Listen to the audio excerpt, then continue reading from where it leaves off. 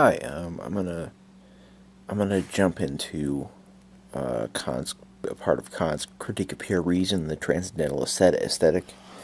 First of all, we got a introduction, and we got a section on space and a section on time. Now, I want to read each one. I want to read the whole thing because this is probably the shortest section of the whole book. It is definitely the shortest section. So it's not like I'm going to be here for hours reading this, but it'll be a little bit. So I'll probably break this video into segments. But the reason I'm reading the introduction because there's key terms and key concepts in here that are very important to understanding Kant's philosophy. Especially his philosophy of mathematics, but in here there are terms and ideas that are most important to understanding Kant's philosophy. So I'm gonna jump into this here.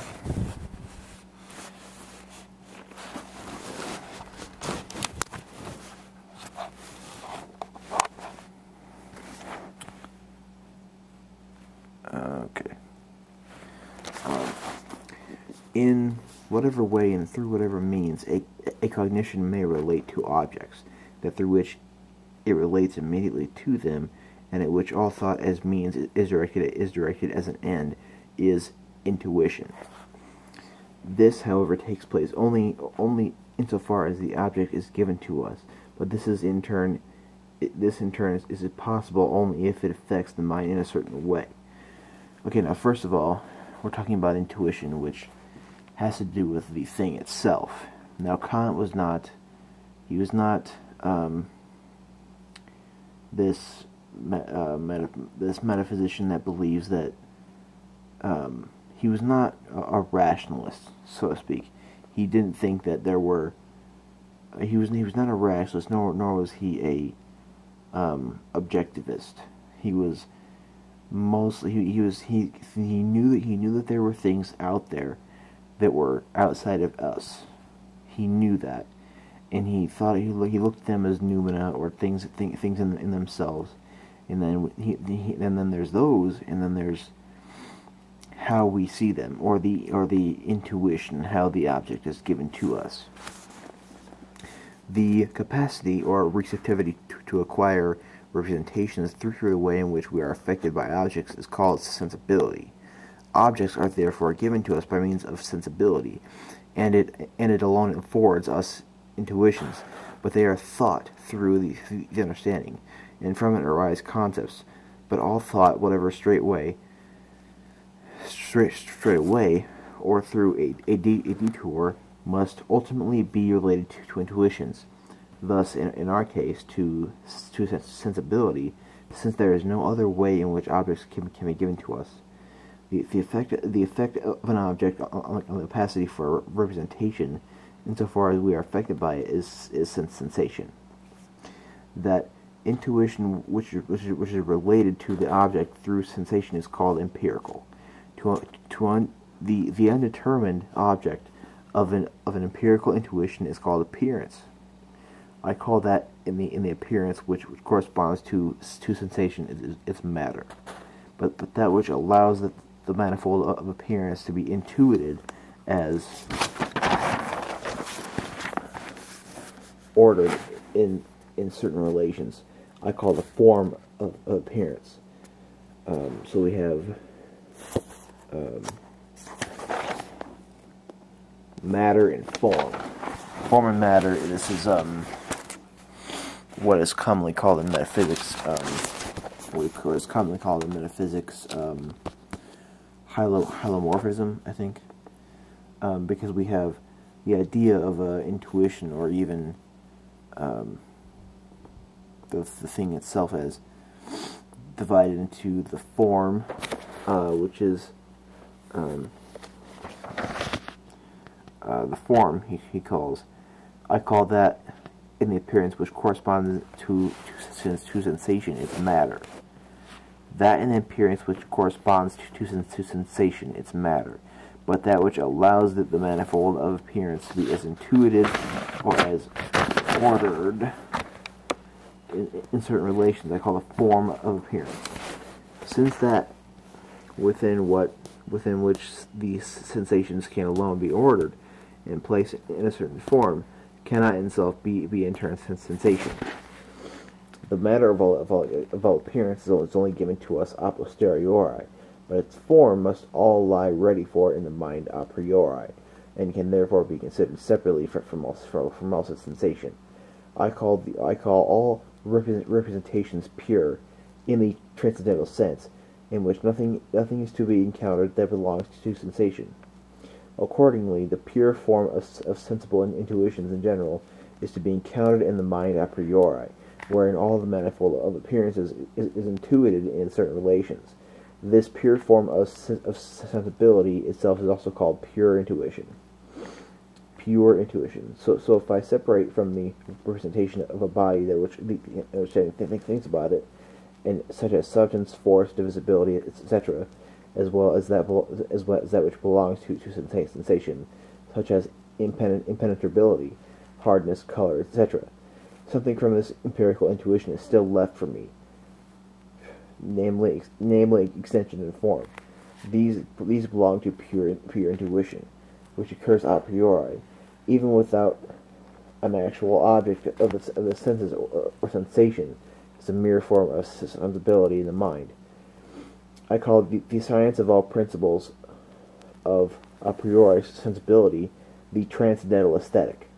The science of all principles of a priori sensibility, the transcendental aesthetic.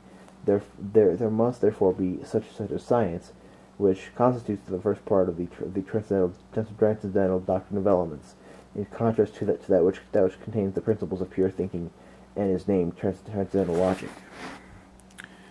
Where am I at in time here? Okay.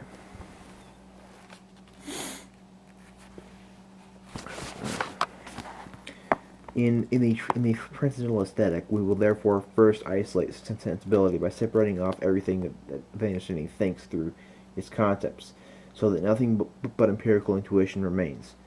Second, we will then detach from the latter everything that belongs to sensation, so that nothing remains except pure intuition and the mere form of appearances, which is the only thing that sensibility can make available a priori. In this investigation, it will be found that there are two pure forms of sensible intuition as principles a priori cognition, namely space and time, with the assessment of which we will now be concerned.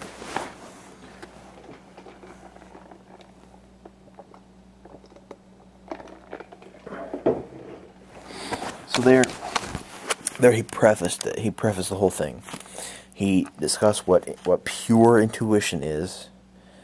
That's intuition free of any sort of empirical thing. We're talking about, and this the whole idea of a pure intuition will come to be understood later in this section. But I thought I would read that just to preface the whole thing, because it's, in that he discusses what a intuition is, empirical, sensation, and all those things, sensibility, etc. All right, so the first section is the transit on space, actually, and by means of outer sense, a property of our mind, we represent to ourselves objects as outside us, and all as in space.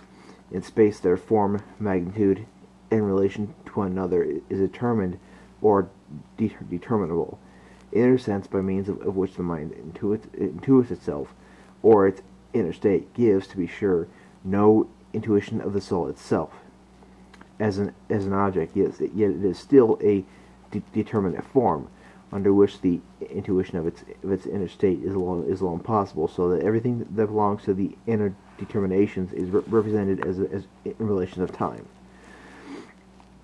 Time can no more be intuited externally, then space can be intuited as something in us.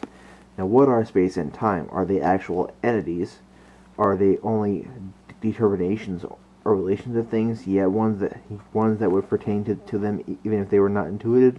Or are they relations that only attach to the form of intuition alone, and thus to the subjective constitution of our mind, without which these predicates could not be ascribed to anything at all? In order to instruct ourselves about this, we will consider space first.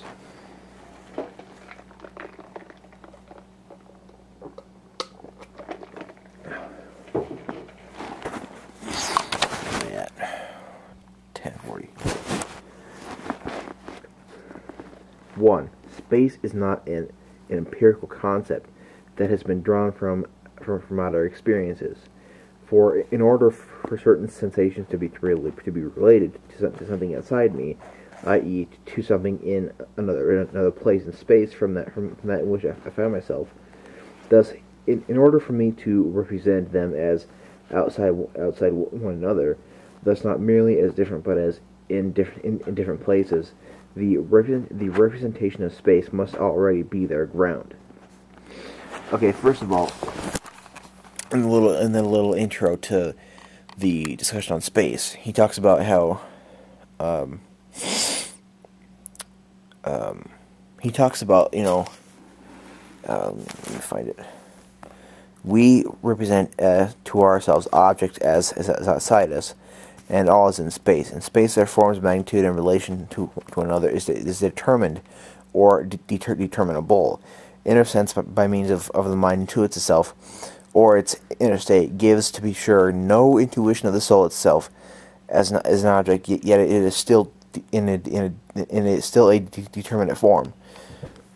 First of all, this is a little thing he talks about in the introduction A. Actually, he talks about how he talks about old metaphysics. He's talking about, first of all, he's talking about Descartes and Malebranche and Leibniz. Those are the few classic ones that he's talking about in the intro A.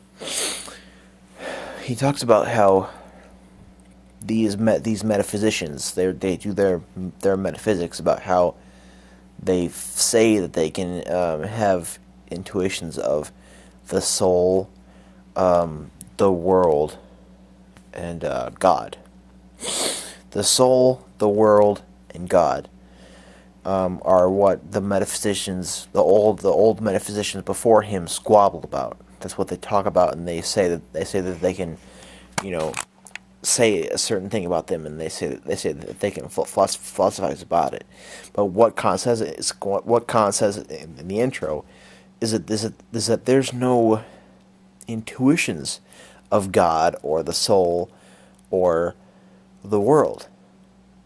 He says that those things, the world, the God, and the soul, those things do exist. There are things like that actually do exist. He believes, but there is no way of intuiting them. So he says in the critique of pure reason, he will say in the critique of practical reason, as well as in a few other things, that God can be intuited, and he goes, a little bit further, and he does different methods and some other stuff there. But in this critique of pure reason, which is his first critical work, he says that those three things cannot be intuited. So that's what that's partly what he's saying in this little preface, or this little intro to what he's talking about space. Space is not an empirical concept that has been drawn from outer experiences.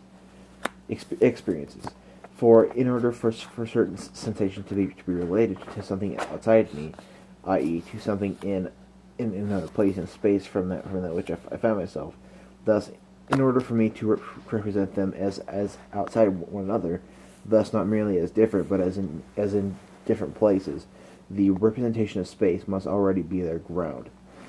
So, he's saying that if I look at this book here, if I look at this book, that I see this as being within space, that I can't postulate too that space itself is another intuition or another object that I'm intuiting, because for me to say that I'm intuiting this book or having a certain intuition of empirical intuition of this book, there must be space as the ground of that. Otherwise, I would not be able to have that certain empirical intuition. Thus, the representation of space cannot be obtained from the relations of outer appearance through experience, but this outer experience is itself first possible only through this representation.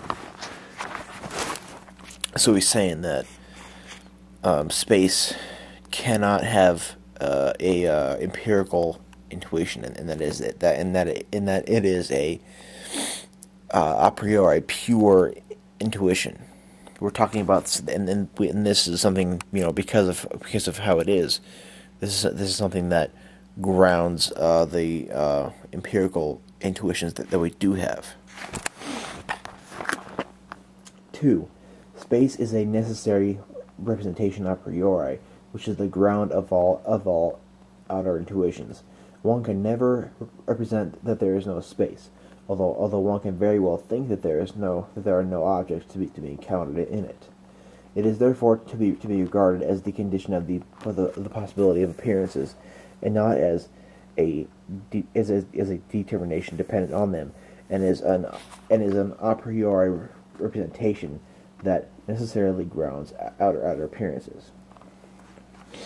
The apodictic certainty of all geometric principles and the possibility of their a priori construction are grounded in this a priori necessity. For if this representation of space were a concept acquired a posteriori, which was drawn out of general outer experience, the first principles of mathematical determination would be nothing but perceptions. They would therefore have all the contingency of the perception, and it would not even be necessary that only one straight line lie between 2 points, but experience would merely always teach that. What is borrowed from experience always has only comparative universality, namely through induction. One would therefore only be able to say that as far as has been observed to date, no space has been found that has more than three dimensions. Space is not a discursive or as is said, general concept of relations of things in general, but a pure intuition. For first, one can only represent a single space, and if one speaks of many spaces, he understands that only parts of one in the same unique space, and these parts cannot, as it were, precede the single all-encompassing space as its components, from which its composition will be possible, but rather are only the thought in it. It is essentially single, the manifold in it. Thus, also the general concept of space in general rests merely on limitations. From this it follows that in respect to it, an a priori intuition, which is not empirical, grounds all concept to them. Thus, also all geometrical principles, e.g., that in a triangle 2 sides together are always greater than the third, are never derived from general concepts of the line in triangle, but rather are derived from an intuition, and indeed derived a priori with apodictic certainty.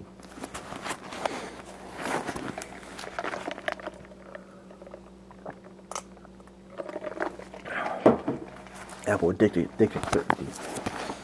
5. Space is represented as a given infinite magnitude. A general concept of space, which is common to a foot as well as an L, can determine nothing in respect to magnitude. If there were not boundlessness in the progress of intuition, no concept of relations could bring in with the principle of their infinity. And then I'm gonna stop here, and I'm gonna